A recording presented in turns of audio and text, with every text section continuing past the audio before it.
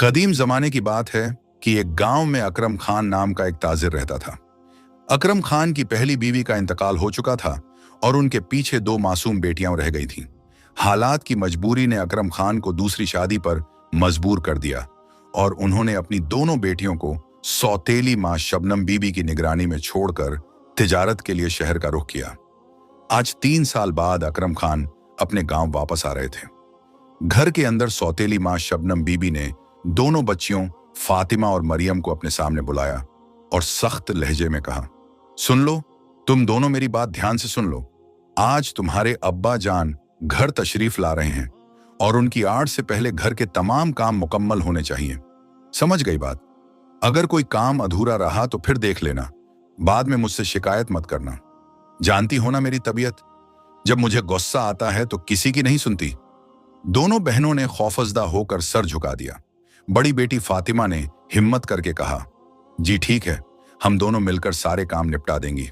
बस एक गुजारिश है, आज हमें मत मारना और खाने को भी कुछ दे दो। कल से हम दोनों ने बस सूखी रोटी खाई है।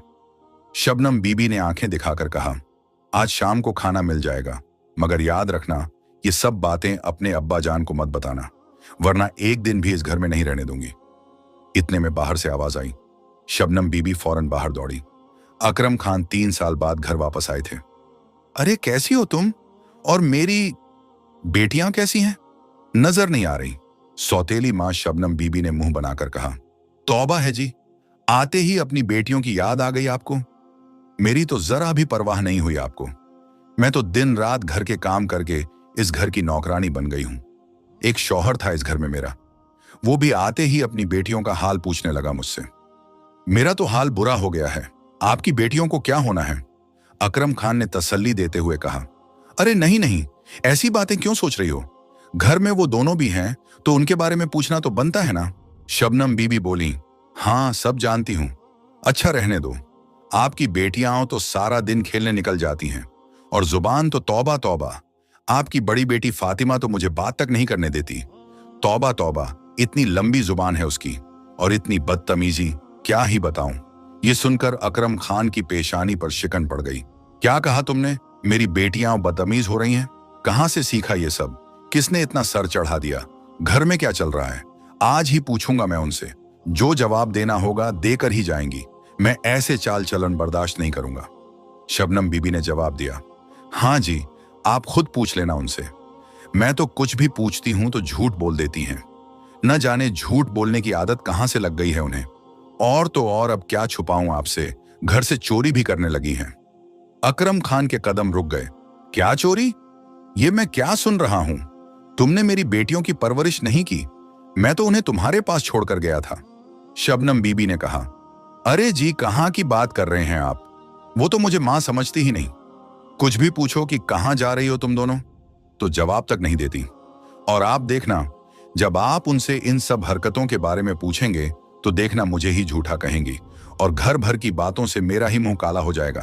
और जब मैं उन्हें मार कर या डांट कर ये सब गलत काम छोड़ने को कहती हूं तो गांव वाले कहते हैं कि सौतेली मां उन पर जुल्म करती है। अब आप ही बताइए, मैं करूं तो क्या करूं? अकरम खान ने गुस्से से हाथ हिलाते हुए कहा, बस बस, तुम्हें अब कुछ भी करने की जरूरत नहीं। जो करना होगा मैं खुद ही करूंगा। आने दो उन्हें। इधर दोनों बहनें जंगल में अपनी गाय चर रही थीं। तब बड़ी बहन फातिमा ने छोटी बहन मरियम से कहा, मरियम, बहुत शाम हो गई है, अब हमें घर जाना चाहिए। अब्बा जान भी पहुंच चुके होंगे। मैंने घास भी काट ली है। अम्मी से कहा भी था कि आज गाय को चराने हमें जंगल मत भेजो, मगर वो कब सुनती है हमारी। छोटी बहन मरियम ने फिक्रमंद आवाज में पूछा, दीदी, क्या हमारे अब्बा जान भी हमारे साथ ऐसा ही बर्ताव करेंगे जैसा हमारी सौतेली अम्मी करती हैं? अरे नहीं नहीं पागल, ऐसा क्यों सोच रही हो? हमारी अम्मी तो सौतेली हैं, मगर हमारे अब्बा जान तो हमारे अपने अब्बा जान हैं। ऐसा मत सोचो। हाँ दीदी, ये बात तो है, मगर मैंने सुना है कि अगर अम्मी मर जाएं और अब्बा जान दूसरी शादी करके सौतेली अम्मी घर ले आई तो समझो कि अब्बा जान भी सौतेले हो गए। नहीं नहीं, हमारे साथ ऐसा नहीं होगा। यकीन करो, आज हमारे अब्बा जान हमें देखकर बहुत खुश होंगे, तुम देख लेना। मगर सच तो यह था कि छोटी बहन मरियम बड़ी बहन से ज्यादा समझदार और ज़हीन थी। दोनों अपनी गाय लेकर अब घर की तरफ निकल पड़े। घर पर अकरम खान बेचैनी से चल फिर रहे थे। आने दो दोनों को, मैं खुद जाकर उनके कान खींच कर लाऊंगा। कहाँ मुंह काला करके घूम रही हैं। वो दोनों इस वक्त तक घर नहीं पहुंची। हद हो गई। बिल्कुल, आने दो। आज मैं एक एक बात साफ कर दूंगा। आज मेरा आखिरी फैसला है। अब बस ये तमाशा या लापरवाही इस घर में जरा भी नहीं चलेगी, बिल्कुल भी नहीं। इतने में दोनों बहनें गाय लेकर घर पहुंची। अकरम खान ने उन्हें देखकर गुस्से में पूछा, कहाँ थीं तुम दोनों? 3 साल बाद मैं आज इस घर में कदम रखता हूं और यहां आकर देखता हूं कि तुम दोनों घर पर ही नहीं। यही तहजीब सिखाकर रखी है। बाप लौट आया है और तुम्हें खबर तक नहीं। आज तो हद हो गई। अब आते ही तुम्हारी सारी हरकतों का हिसाब लेना पड़ेगा। बड़ी बेटी फातिमा ने डरते डरते कहा, अब्बा जान, हम तो अम्मी के कहने पर ही गाय को चरने जंगल गए थे, वरना हम कभी भी घर के बाहर नहीं जाते।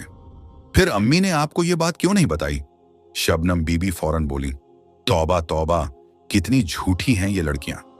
तौबा तौबा, मैंने आपको पहले ही बता दिया था कि घर के पास इतना घास है और ये बेवजह गाय को लेकर जंगल चली गई।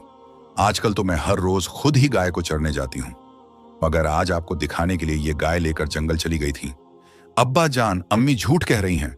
छोटी बेटी मरियम ने रुक रुक कर रोते हुए मिन्नत की, अब्बा जान, हमने आज तक कभी अम्मी की इजाजत के बिना घर से बाहर कदम तक नहीं रखा। अम्मी, आप ऐसा क्यों बोल रही हैं? अब्बा जान को सच बता दीजिए ना। ये सुनकर अकरम खान ने सख्ती से हाथ उठाया। बस बस, खामोश हो जाओ तुम सब। अब जो फैसला करना होगा मैं खुद ही करूंगा। तुम दोनों अभी अपने कमरे में चली जाओ और सुबह तैयार रहना। मैं अपनी बेटियों को घुमाने ले चलूंगा और कल हम तुम्हारी फूफी के घर जाएंगे, ठीक है? ये सुनकर दोनों बहनों की आंखें खुशी से चमक उठी। क्या वाकई अब्बा जान? अब्बा जान, आप कितने अच्छे हैं। ये बात सुनकर फातिमा और मरियम दोनों बहुत खुश हो गईं और सुबह का बेसब्री से इंतजार करने लगीं। इधर सौतेली मां शबनम बीबी फिक्र में डूबी एक तरफ बैठ गईं और खुद से सरगोशियां करने लगीं। लगता है मेरे शौहर को मुझ पर शक हो गया है। ऊपर से ये मच्छर भी कुछ सोचने नहीं दे रहे। सुबह होने से पहले कुछ ना कुछ सोचना होगा। उसे ये खौफ था कि अब अकरम खान उसकी बातों पर यकीन नहीं कर रहा, इसीलिए वो अपनी बेटियों को सैर कराने ले जा रहा है। इसी फिक्र में वो पूरी रात सो नहीं सकी। जैसे ही सुबह हुई, इधर दोनों बहनें फातिमा और मरियम तैयार होकर अपने वालिद के पास चली गईं और दूसरी तरफ सारी रात न सो पाने की वजह से सुबह सवेरे सौतेली मां शबनम बीबी की आंख लग गई। इसी वजह से उसे खबर ही नहीं हुई कि उसका शौहर अपनी बेटियों को लेकर कब घर से निकल गया। अब्बा जान, हम दोनों फूफी के घर जाने के लिए तैयार हैं। हम अम्मी को बताकर निकलते हैं। अकरम खान ने कहा, नहीं नहीं, तुम्हारी अम्मी सो रही हैं, अभी उन्हें जगाना मुफीद नहीं। चलो, मैं तुम दोनों के लिए शहर से कुछ कपड़े लाया था, वो भी साथ ले चलते हैं। तुम लोग फूफी के घर कुछ दिन रहोगे तो काम आएंगे। ठीक है अब्बा जान, ये तो बहुत अच्छा रहेगा। फिर फातिमा ने खुशी से पूछा, अब्बा जान, आप भी हमारे साथ फूफी के घर रुकेंगे ना? अकरम खान ने जवाब दिया, हाँ, मैं भी तुम दोनों के साथ फूफी के घर कुछ दिन रहूंगा। चलो, अब बातें बहुत हो गई, अगर देर हो गई तो हम वहां पहुंच नहीं पाएंगे। ये कहकर अकरम खान अपनी दोनों बेटियों को लेकर घर से निकल पड़ा। न जाने उसके दिल में क्या चल रहा था। चलते चलते वो लोग घर से बहुत दूर निकल आए और जंगल की राह पर आ गए। छोटी बेटी मरियम ने घबराकर पूछा, अब्बा जान, हम कहाँ जा रहे हैं? इस तरफ तो फूफी का घर भी नहीं है। हम तो घर से बहुत दूर आ गए हैं। मुझे बहुत डर लग रहा है। आखिर हम जा कहाँ रहे हैं? अकरम खान ने कहा, जब तुम्हारा बाप तुम्हारे साथ है तो डरने की क्या बात है? तुम दोनों जरा रुको। उसने इधर उधर नजर दौड़ाई और कहा, यहां देखो, कितनी बेर की झाड़ियां हैं और उन पर कितने ज्यादा बेर लगे हुए हैं। मेरी बेटियों, मैं बहुत थक गया हूं। मैं यहां बैठता हूं। तुम दोनों मेरे लिए बेर तोड़ कर ले आओ। जब तक मैं खुद न बुलाऊं, तुम बेर चुनती रहना, ठीक है? छोटी बेटी मरियम ने खदशे से कहा, लेकिन अब्बा जान, शाम होने को है। अगर हम यहां और रुक गए तो रात हो जाएगी और हम जंगल में भटक जाएंगे। अकरम खान ने कहा, नहीं नहीं, हम बस पहुंचने ही वाले हैं। थोड़ा सा वक्त और लगेगा। तुम दोनों जाकर बेर चुनो। मैं इस पेड़ के नीचे बैठकर तुम्हारा इंतजार करता हूं। जब मैं तुम्हें बुलाऊं तो फौरन आ जाना। अपने वालिद की बात मानकर दोनों बहनें बेड़ चुनती चुनती आगे बढ़ गईं। मरियम को दिल ही दिल में कुछ शक हो रहा था, मगर अब्बा जान के कहने पर वह खामोश रही। इधर दूसरी तरफ अकरम खान ने बेटियों के जाते ही अपने हाथ में पकड़ी हुई लकड़ी जमीन में गाड़ दी और अपनी टोपी उतारकर उस पर रख दी। फिर वह इधर उधर देखने लगा। अचानक उसकी नजर एक बंदर पर पड़ी। अरे अरे, ये तो बड़ा जबरदस्त तरीका है। अब यही बंदर मेरा काम करेगा, मगर उसे जरा लालच देना पड़ेगा।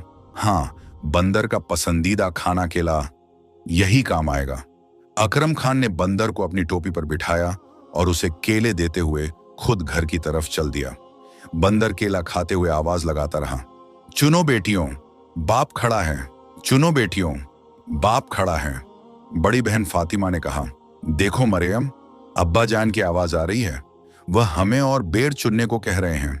चलो, जब तक वह कह रहे हैं हम चुनती रहती हैं। दोनों बहनें काफी देर तक बेर चुनती रहीं और इधर बंदर भी आवाज लगाता रहा।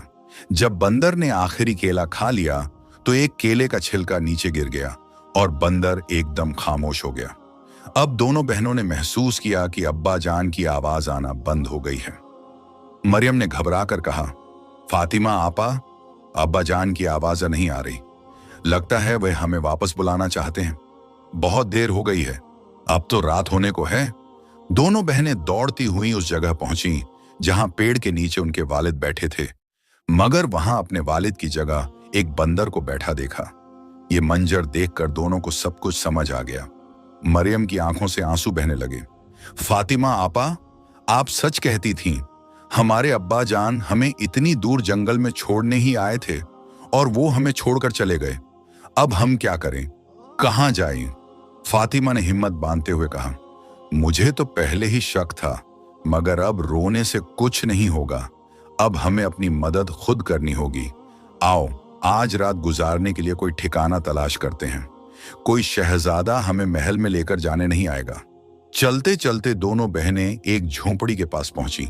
फातिमा ने हैरत से कहा, मरियम, यहां तो चूल्हा भी है। लगता है यहां कोई रहता है। अंदर चलकर देख लेते हैं।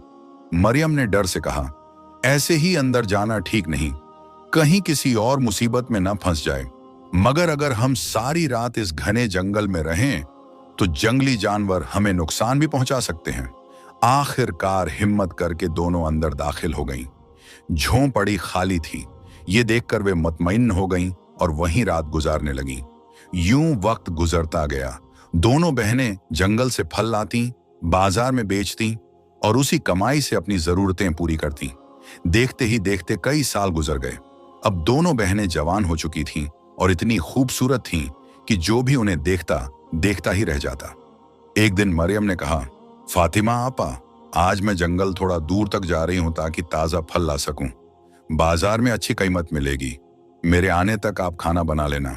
फातिमा ने जवाब दिया, लेकिन मरियम, मुझे भी आज बाजार जाना है और घर का राशन लाना है। मैंने कल ही कुछ फल तोड़ लिए थे, वो खराब हो जाएंगे। मरियम की आंखों में नमी आ गई। आपा, मेरा तो आपके सिवा कोई नहीं। जब मैं घर आती हूं और आप नहीं होती तो मुझे बहुत डर लगता है। मैं आपको खो देने से बहुत डरती हूं। फातिमा ने मोहब्बत से कहा, अरे तुम ऐसा क्यों सोचती हो? मेरा भी तो तुम्हारे अलावा कोई नहीं। मैं तुम्हें छोड़कर कहां जाऊंगी, बताओ तो सही। और अगर कभी कहीं दूर जाना भी पड़ गया तो तुम्हें बताकर ही जाऊंगी ना। फातिमा ने कुछ सोचते हुए आगे कहा, और अगर कभी ऐसा हो कि मैं तुम्हें बताए बिना चली जाऊं तो यकीन रखो ऐसा कभी नहीं होगा। मगर अगर खुदा न ख्वास्ता ऐसा हो भी गया तो मैं तुम्हारे लिए कोई निशानी जरूर छोड़कर जाऊंगी। मरियम ने हैरानी से पूछा, निशानी? कैसी निशानी? फातिमा ने कहा, ऐसी निशानी जो मुझे तुम तक पहुंचा सके। खैर, इस पर फिर कभी बात करेंगे। अभी मुझे बहुत देर हो रही है, मैं बाजार जा रही हूं। तुम कल के लिए फल तोड़कर ले आना। इतना कहकर फातिमा बाजार की तरफ रवाना हो गई और मरियम घर के कामकाज में लग गई। फातिमा इतनी खूबसूरत थी कि जब वो बाजार जाती तो रास्ते में एक चादर से अपना चेहरा ढांप लेती ताकि किसी की नजर उस पर न पड़े। इत्फाक से उसी रियासत का बादशाह भी उस दिन जंगल में शिकार के लिए निकला हुआ था। बादशाह सुबह से शाम तक शिकार की तलाश में जंगल में भटकता रहा कि अचानक उसकी नजर एक खरगोश पर पड़ी। वजीर ने कहा, हुजूर, सुबह से शिकार के लिए निकले हुए हैं, भूख से जान निकल रही है, यह शिकार हाथ से नहीं जाना चाहिए। जी जी हजूर, बेफिक्र रहें, मैं आज इसी खरगोश का शिकार करके रहूंगा। ये कहकर वजीर ने तीर चलाना शुरू किया और कई कोशिशों के बाद आखिरकार एक तीर जाकर खरगोश को लग ही गया। बादशाह खुश होकर बोले, वाह वजीर साहब, वाह, आपने तो कमाल कर दिया। जल्दी जाओ, इसे उठाकर लाओ और पकाने का बंदोबस्त करो। मैं यहीं उस पेड़ के नीचे इंतजार करता हूं। जी हजूर, अभी इंतजाम करता हूं। वजीर ने ना बाएं देखा ना दाएं, खरगोश उठाया और आग की तलाश में जंगल में भटकने लगा। अरे ये क्या, जंगल में आग कहां से मिलेगी? अब इसे पकाऊं तो कैसे? अचानक वजीर की नजर एक झोंपड़ी पर पड़ी जहां से धुआं उठ रहा था। अरे, जंगल में इतनी खूबसूरत लड़की और लगता है खाना पका रही है। बेहतर है खरगोश यहीं पका लें। मगर ये यहां अकेली क्या कर रही है? ये सोचकर वजीर झोंपड़ी की तरफ बढ़ा। मरियम ने तेजी से मुड़कर कहा, तुम कौन हो? यहां क्या कर रहे हो? और मुझे घूर क्यों रहे हो? आगे मत बढ़ना, वरना मैं तुम्हारे टुकड़े कर दूंगी। वजीर घबराकर बोला, नहीं नहीं, आप मुझे गलत समझ रही हैं। मैं आपको नुकसान पहुंचाने नहीं आया। दरअसल मैंने एक खरगोश का शिकार किया है और उसे पकाने के लिए आग चाहिए थी, इसीलिए यहां आ गया हूं। मरियम ने कहा, अच्छा ठीक है, पकाओ और पकाते ही यहां से चले जाओ। मरियम इतनी खूबसूरत थी कि जब वजीर ने खरगोश चूल्हे पर रखा तो उसकी तवज्जो खरगोश से हटकर मरियम की खूबसूरती पर जा ठहरी। वह इतना मखमूश हो गया कि खरगोश जलकर कोयला बन गया और उसे खबर तक न हुई। मरियम ने गुस्से से कहा, देखा, ये तो पूरा जल गया। अब इसे उठाओ और यहां से चले जाओ। वजीर के हाथ पांव फूल गए। हाय, अब तो बादशाह सलामत मुझे मार ही डालेंगे। मरियम ने सख्त लहजे में कहा, अभी जाओ यहां से, वरना मैं कुल्हाड़ी लेकर आऊंगी। इधर बादशाह सलामत पेड़ के नीचे भूख से बेहाल इंतजार कर रहे थे। वजीर साहब, एक खरगोश पकाने गए थे या 10? इतनी देर क्यों लग गई? वजीर घुटनों के बल बैठ गया। हुजूर, मुझे माफ कर दीजिए, मेरी कोई गलती नहीं थी। वो इतनी खूबसूरत थी कि मैं सब कुछ भूल बैठा। कौन इतनी खूबसूरत? साफ साफ बताओ। हुजूर, एक लड़की है जो झोंपड़ी में रहती है, आप देखेंगे तो सब समझ जाएंगे। बादशाह ने कहा, अच्छा, हमारी मल्लिका तो दुनिया की सबसे खूबसूरत है, मगर तुम कह रहे हो कि उससे भी ज्यादा खूबसूरत कोई है? चलो, मैं भी देखता हूं। बादशाह और वजीर दोनों झोंपड़ी की तरफ रवाना हो गए। फातिमा वहां खाना पका रही थी। जैसे ही बादशाह की नजर फातिमा पर पड़ी, वह अपने होश खो बैठा। उसने जिंदगी में ऐसी खूबसूरती कभी नहीं देखी थी। वजीर ने मुस्कुराकर कहा, क्यों हुजूर, कहा था ना मैंने, तो क्या तीसरी मल्लिका का इंतजाम किया जाए? बादशाह ने कहा, नहीं वजीर साहब, हम अपनी मल्लिका को पालकी में ले जाएंगे। कल हम पालकी के साथ आएंगे। ये कहकर दोनों वहां से चले गए और फातिमा को एहसास तक न हुआ कि कोई उसे देखकर जा चुका है। अगली सुबह दोनों बहनें बातें कर रही थीं। फातिमा ने मरियम से कहा, कल एक आदमी आया था खरगोश लिए हुए, इतना भोला था कि पूरा खरगोश जला बैठा। मरियम ने कहा, आपा, मैं आज जंगल जा रही हूं, शाम तक आ जाऊंगी। दरवाजा अच्छी तरह बंद रखना, किसी के लिए मत खोलना। मरियम के जाने के बाद फातिमा अकेली रह गई। थोड़ी देर बाद उसे घोड़ों के सुमों की आवाज सुनाई दी। वह बाहर निकली तो देखकर हैरान रह गई। फातिमा की बारात उसके दरवाजे पर खड़ी थी। वजीर ने आगे बढ़कर कहा, मैं राजगढ़ के बादशाह असद खान का वजीर हूं। हमारे बादशाह आपसे निकाह करना चाहते हैं। यह सुनकर फातिमा की आंखें भर आईं। जिसे उसके वालिद ने जंगल में छोड़ दिया था, आज वही बादशाह की मलिका बनने जा रही थी। मुझे ये निकाह कबूल है। फातिमा अंदर गई, अपनी पोटली ली और सरसों के बीज मुट्ठी में भरकर रास्ते में गिराती चली गई। कुछ देर बाद मरियम वापस आई, मगर झोंपड़ी खाली थी। आपा, आपा कहाँ हो? आपा, आपा कहाँ हो?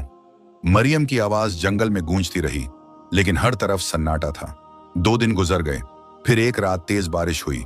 अगली सुबह जब मरियम की आंख खुली तो उसने देखा जमीन पर सरसों के पौधों की एक सीधी लकीर बनी हुई थी, जैसे किसी ने रास्ते की निशानी छोड़ी हो। मरियम समझ गई, उसकी आंखें भर आईं। वह बोली, आपा मुझे छोड़कर नहीं गई थी, ये निशानी मेरे लिए छोड़ी गई है। यह कहकर मरियम उस रास्ते पर चल पड़ी। वह चलती रही और काफी दूर निकल आई। तभी उसने देखा कि यही रास्ता एक बादशाह के महल की तरफ जाता है। जैसे ही मरियम महल के बाहर पहुंची, उसका शानदार स्वागत किया गया, क्योंकि आज महल के बाग में सरसों के फूल उग चुके थे। उन्हें देखकर फातिमा पहले ही समझ चुकी थी कि उसकी बहन आज जरूर आएगी। जैसे ही फातिमा की नजर मरियम पर पड़ी, वह बहुत खुश हो गई। दोनों बहनें एक दूसरे से लिपट गईं और देर तक रोती रहीं। इसके बाद फातिमा ने अपनी बहन मरियम की शादी वजीर से करवा दी और फिर दोनों बहनें सुकून और खुशी के साथ महल में रहने लगीं। जिन दो बहनों को कभी बेकार समझकर जंगल में छोड़ दिया गया था, वही दोनों बहनें आज महल की शान बन चुकी थीं। अगर आपको आज की ये कहानी पसंद आई हो तो हमारे चैनल को जरूर सब्सक्राइब करें।